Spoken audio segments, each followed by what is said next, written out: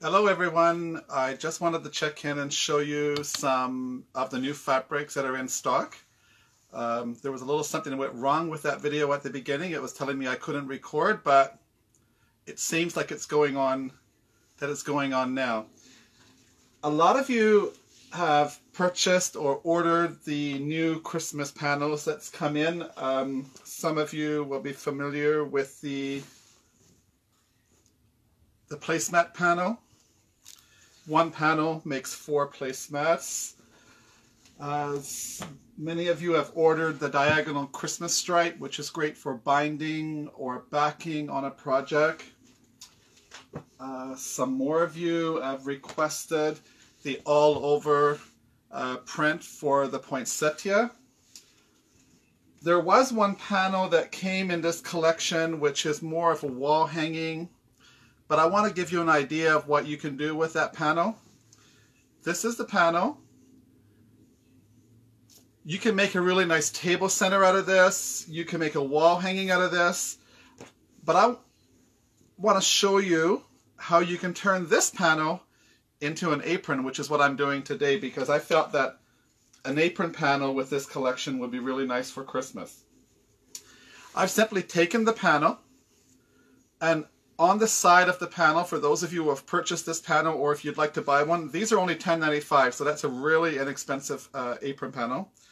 I've cut off the outside white edge, but I've left 1/4 inch of white on both sides of my panel. For the top and bottom of the panel, for making the apron, my bottom of the panel, I'm using where we have the stems of the flower. That's going to be the bottom of my panel. Now from the bottom of my panel, from the absolute raw edge or the selvage, I measured in 7 inches and I cut that off. On the top, where we have the flowers at the top, I've measured in from the selvage 5 inches and I've trimmed 5 inches off. So that will give me a panel that's about 22.5 inches wide by 32.5 inches long. And these measurements can work for just about, well, it can work for any panel that's 24 by 44 or about. If the panel is larger, you can just trim it to be a little bit smaller.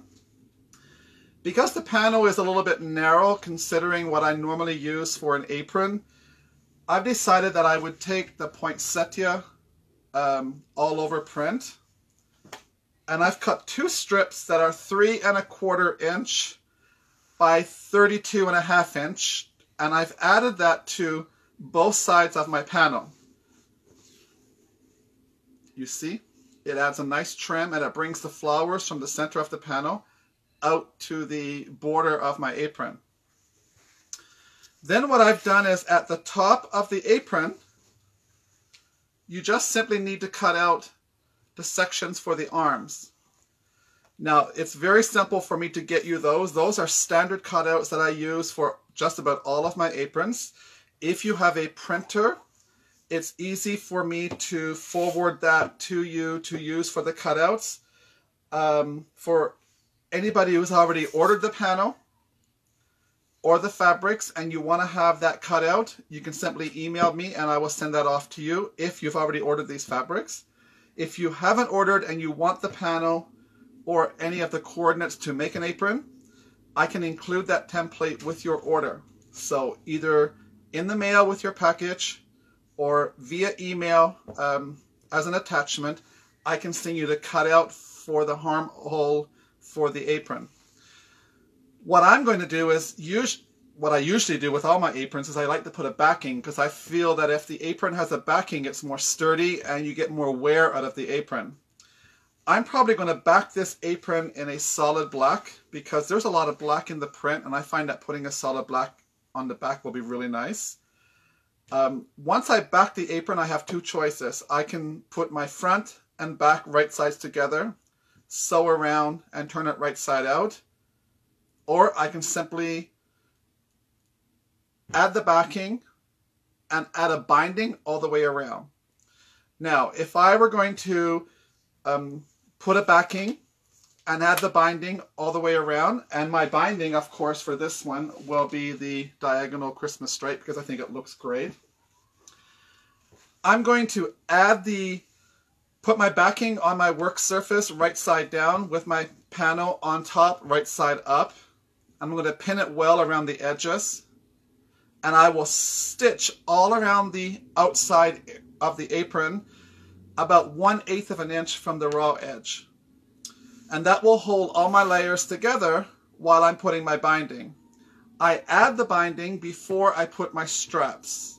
I will add the 2 straps, of course, for the waist and 2 for the neck. And I like to add a very short one on one end with the D-rings and a longer one that I can adjust on the other side. If you need a little tutorial on what I do for the straps, just leave me a message on this video or private message me, and I will do another video and show you how I sew the straps on my apron, and especially the neck straps. It's very easy to do, and the outcome is absolutely super.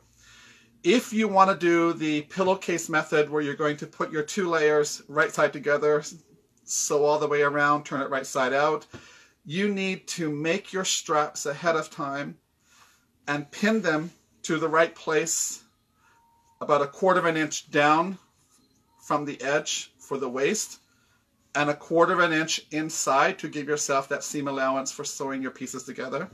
You want to make your straps, pin them in place before you sew your parts together, so that when you turn them right side out, the edges of your straps are already caught in the seams and you're ready to go.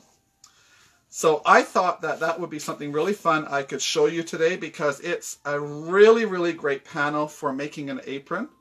I've had some apron panels come in recently, and so many of you have bought them that I know there's a big demand for aprons.